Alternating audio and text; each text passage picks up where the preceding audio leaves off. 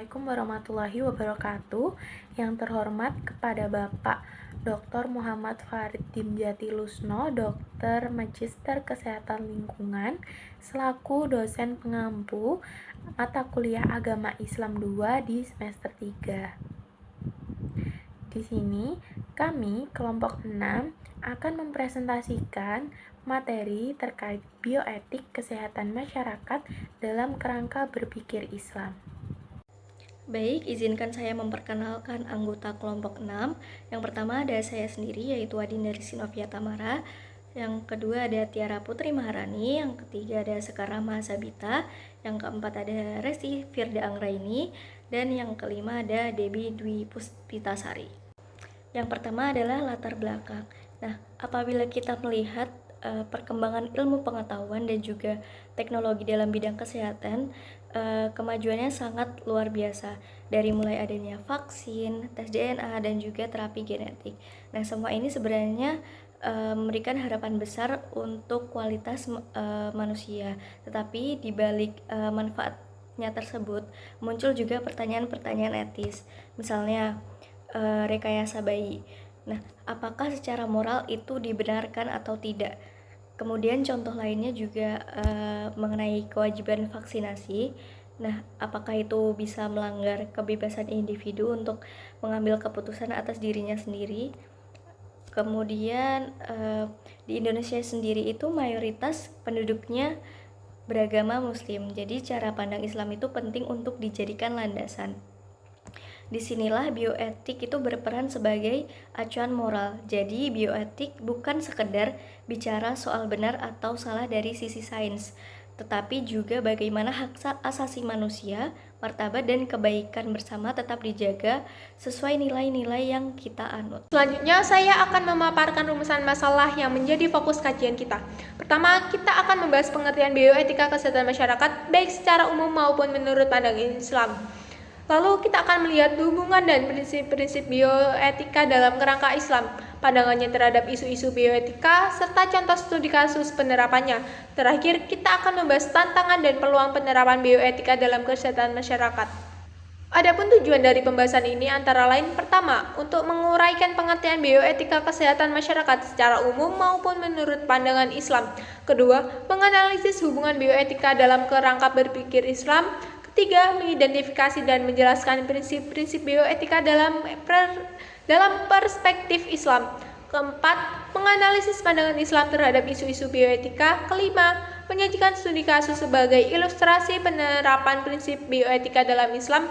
Dan terakhir, memaparkan tantangan dan peluang penerapan bioetika Islam dalam kesehatan masyarakat. Sebelum kita masuk lebih jauh, kita perlu mengetahui dahulu apa itu bioetik. Nah, jadi istilah bioetik itu berasal dari bahasa Yunani, yaitu bios yang artinya hidup dan etos yang artinya etika. Jadi secara sederhana bioetik itu adalah etika yang berfokus pada kehidupan. Dalam perkembangannya, bioetik ini bukan cuma sekedar teori, tetapi juga benar-benar diterapkan dalam dunia biologi, kedokteran, dan juga pelayanan kesehatan. Artinya, setiap tindakan medis ataupun penelitian yang menyangkut kehidupan manusia dan juga makhluk hidup lainnya harus dinilai apakah sesuai dengan etik atau tidak. Dan tujuan bioetik itu sendiri adalah untuk menjaga kehidupan dan meningkatkan kualitas hidup dengan cara yang baik dan bertanggung jawab. Jadi bioetik ini bisa kita anggap sebagai panduan moral yang membantu kita menilai apakah suatu tindakan medis atau biologis itu benar, sah, dan juga manusiawi. Kemudian selanjutnya adalah perkembangan bioetik. Nah, pada awalnya bioetik ini hanya membahas mengenai etika dalam kehidupan manusia. Namun seiring dengan berjalannya waktu, cakupannya semakin luas, mencakup semua makhluk hidup, bahkan alam semesta. Nah, tokoh pertama yang memperkenalkan istilah ini adalah Fritz Year pada tahun 1927. Kemudian pada tahun 1970-an, Van Rensselaer Potter bersama Heligers mempopulerkan kembali bioetika dan menyebarkannya ke berbagai bidang. termasuk kedokteran dan kesehatan masyarakat. Dari sinilah bioetik berkembang menjadi konsep yang lebih luas dan relevan hingga sekarang. Selanjutnya yakni prinsip-prinsip bioetik. Yang pertama yakni beneficence atau berbuat baik, yakni sebuah kewajiban untuk selalu berusaha memberikan manfaat dan kebaikan bagi pasien. Tidak hanya fokus mencegah penyakit, tapi juga meningkatkan kualitas hidup serta martabat manusia. Contoh yaitu melindungi hak, mencegah bahaya, membantu penyandang disabilitas, menolong dalam kondisi darurat. Yang kedua yaitu non-maleficence, yakni tidak merugikan, di mana prinsip do no harm, jangan menyakiti, memilih tindakan dengan risiko paling minimal bagi pasien, dan penting dalam kasus-kasus serius atau pengambilan keputusan hidup atau mati. Yang ketiga yaitu prinsip autonomi atau otonomi. Yang pertama itu hak pasien untuk berpikir, membuat keputusan, dan bertindak sesuai dengan keinginannya. Kedua yaitu tenaga kesehatan menyampaikan kebenaran tentang menjaga privasi pasien juga, serta meminta persetujuan tindakan dan membantu pasien membuat keputusan penting. Yang keempat yaitu justice atau keadilan. Yang pertama, perlakuan adil dan setara untuk semua pasien tanpa membeda-bedakan status sosial, ekonomi, agama, suku, maupun disabilitas. Yang kedua, kriteria dari keadilan itu sendiri yaitu pembagian merata berdasarkan kebutuhan, usaha, kontribusi, manfaat atau kegunaan, dan pertukaran pasar bebas. Etika kesehatan dalam Islam berakar pada prinsip-prinsip syariat yang bersumber dari Al-Quran, As-Sunnah, dan Ijtihad ulama. Prinsip ini sejalan dengan yang pertama yaitu maqasid syariah dalam konteks kesehatan. Maqasid syariah atau tujuan hukum Islam memiliki 5 pilar pokok yang sangat relevan dalam praktik kesehatan. Yang pertama yaitu menjaga agama. Praktik medis harus selaras dengan ajaran Islam, misalnya pengobatan dan prosedur kesehatan tidak boleh menggunakan bahan yang haram kecuali dalam keadaan darurat. Hal ini menjaga agar ibadah dan akidah tetap terpelihara. Allah berfirman, "Hai orang-orang yang beriman, makanlah dari rezeki yang baik-baik yang kami berikan kepadamu, dan bersyukurlah kepada Allah jika benar-benar hanya kepadanya kamu menyembah." Quran Surat Al-Baqarah ayat 172. Yang kedua yaitu prinsip menjaga jiwa. Islam menekankan pentingnya menyelamatkan nyawa adalah kewajiban utama. Upaya medis seperti vaksinasi, donor darah, atau transplantasi organ adalah bentuk menjaga jiwa. Allah menegaskan, barang siapa yang membunuh seorang manusia bukan karena orang itu membunuh orang lain, atau bukan karena membuat kerusakan di muka bumi, maka seakan-akan ia telah membunuh semua manusia, dan barang siapa yang memelihara kehidupan seorang manusia, maka seakan-akan ia telah memelihara kehidupan semua manusia. Quran Surat Al-Ma'idah ayat 32. Yang ketiga yaitu menjaga akal. Islam melarang penggunaan narkoba atau zat adiktif yang merusak akal. Sebaliknya, menjaga kesehatan mental adalah bagian dari kewajiban. Rasulullah SAW bersabda, "Setiap yang memabukkan adalah khamar, dan setiap yang memabukkan adalah haram." Hadis riwayat Muslim. Yang keempat yaitu menjaga keturunan. Islam menganjurkan menjaga keturunan melalui pernikahan sah, kesehatan reproduksi, serta pencegahan penyakit menular seksual. Teknologi reproduksi seperti bayi tabung diperbolehkan selama sesuai syariat, yakni hanya menggunakan sperma dan ovum dari pasangan sah. Hal ini menjaga kejelasan nasab. Allah berfirman, "Allah tidak menjadikan bagi seseorang dua hati dalam rongganya, dan dia tidak menjadikan anak angkatmu sebagai anak kandungmu sendiri." Quran Surat Al-Ahzab ayat 4. Yang terakhir yaitu menjaga harta. Islam menekankan penggunaan harta untuk hal-hal bermanfaat termasuk kesehatan serta melarang pemborosan. Allah berfirman, "Dan janganlah kamu menghambur-hamburkan hartamu secara boros." Yang kedua yaitu orang yang kesehatan itu adalah fikih kesehatan memberikan panduan praktis berdasarkan Surat Islam mengenai halal haram, kemaslahatan, bahaya, dan kemudahan. Yang pertama yaitu halal haram. Obat-obatan, vaksin, dan prosedur medis harus halal, namun Islam memberi kelonggaran jika tidak ada alternatif lain dalam kondisi darurat. Yang kedua yaitu kemaslahatan. Prinsip maslahah menekankan manfaat yang lebih besar daripada mudarat, misalnya vaksinasi yang wajib untuk mencegah wabah. Yang ketiga yaitu bahaya. Islam melarang tindakan yang merugikan diri atau orang lain. Yang keempat yaitu kemudahan. Syariat memberikan keringanan dalam ibadah bagi yang sakit. Yang ketiga yaitu prinsip keseimbangan dan modernisasi wasatiyah.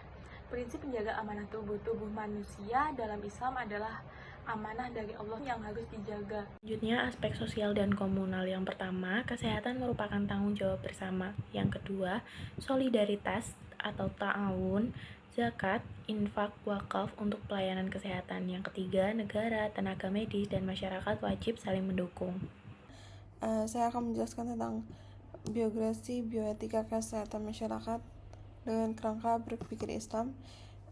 Yang ini saya mengambil 4.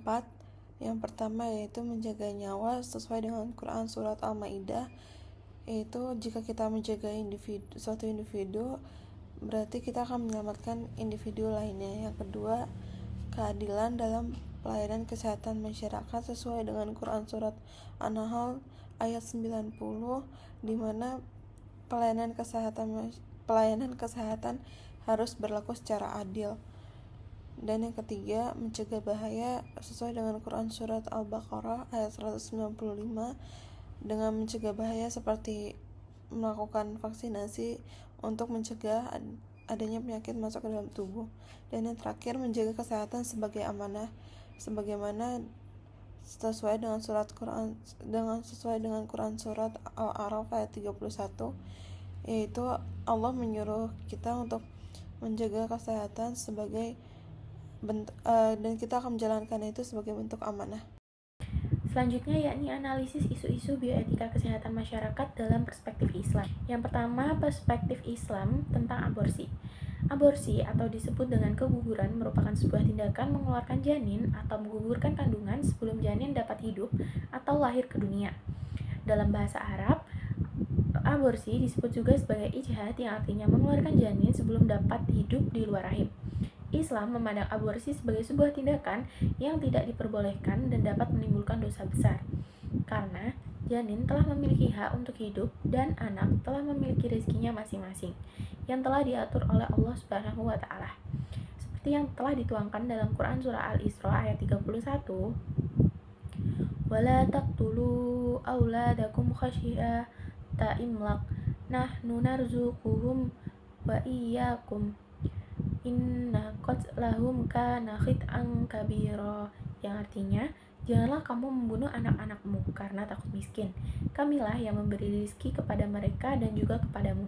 Sesungguhnya membunuh mereka itu adalah suatu dosa yang besar. Yang kedua yakni perspektif Islam tentang vaksinasi. Vaksinasi adalah sebuah upaya pencegahan penyakit dengan merangsang pembentukan antibodi dalam tubuh agar tubuh mampu untuk melawan infeksi. Islam memandang vaksin sebagai sebuah bagian dari menjaga atau melindungi kesehatan, khususnya untuk mencegah terjadinya penyakit dalam tubuh.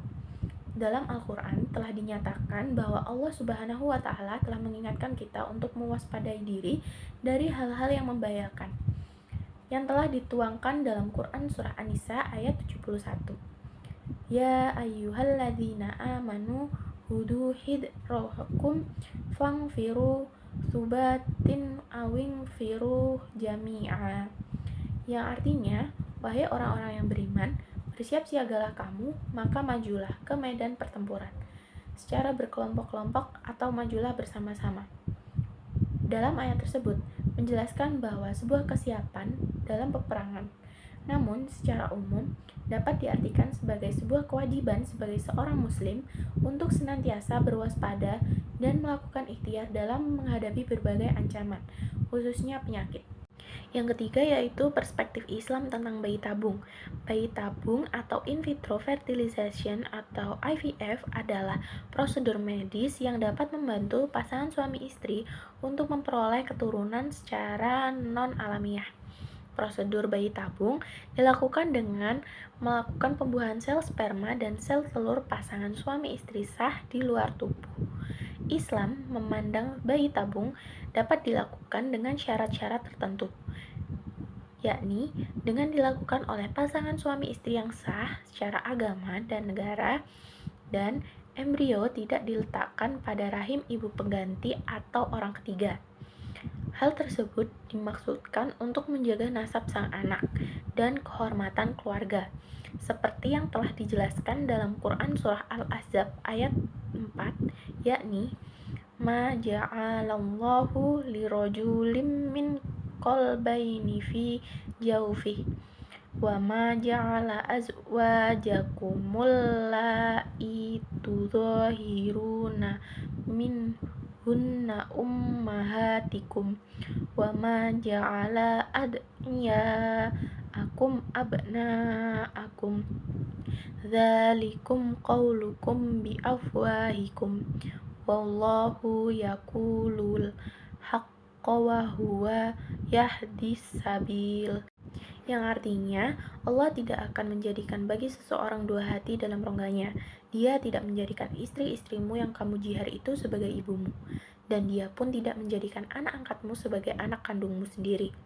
Yang demikian itu hanyalah perkataan di mulutmu saja.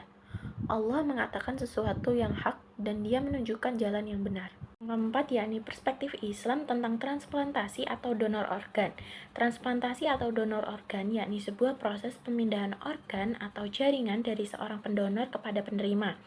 Islam memandang donor organ sebagai suatu hal yang diperbolehkan dengan tujuan untuk menyelamatkan nyawa dan meningkatkan kualitas hidup seseorang atau penerima donor, asalkan tidak diperjualbelikan atau tidak untuk mengakhiri nyawa seseorang.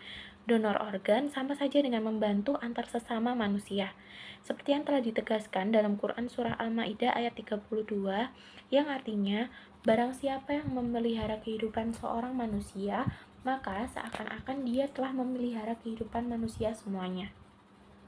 Selanjutnya yakni tantangan dan peluang penerapan bioetik Islam dalam kesehatan masyarakat. Yang pertama ada tantangan, yakni pluralisme masyarakat, yaitu masyarakat modern terdiri dari berbagai agama dan pandangan hidup.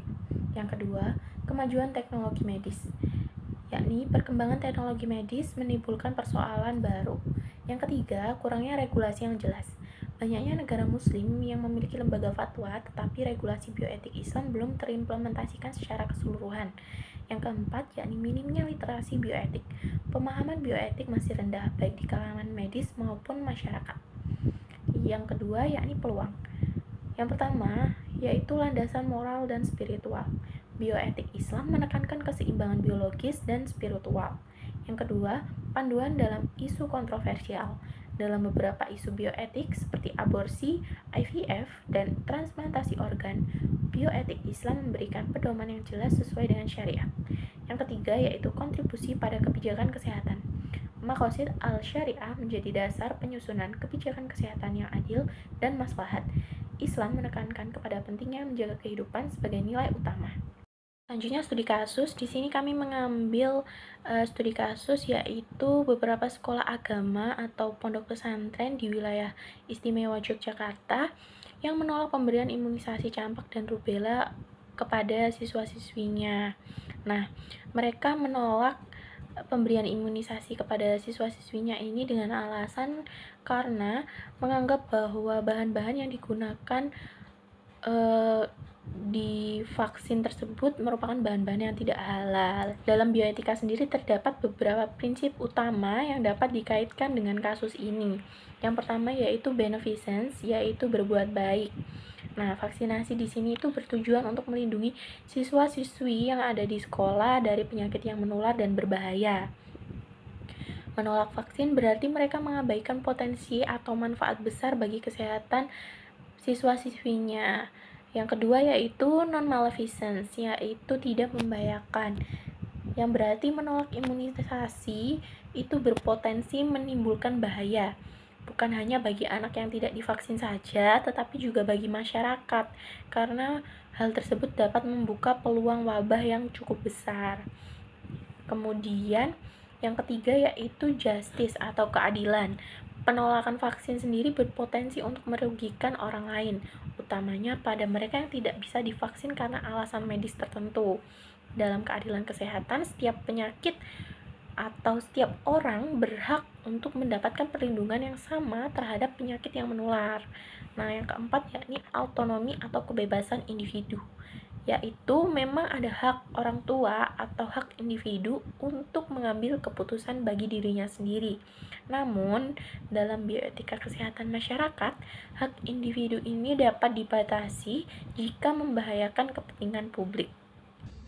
Dari pembahasan tersebut dapat disimpulkan bahwa bioetika kesehatan masyarakat dalam Islam berlandaskan pada syariat, maqasid al-syariah, serta tuntunan Al-Quran dan Sunnah.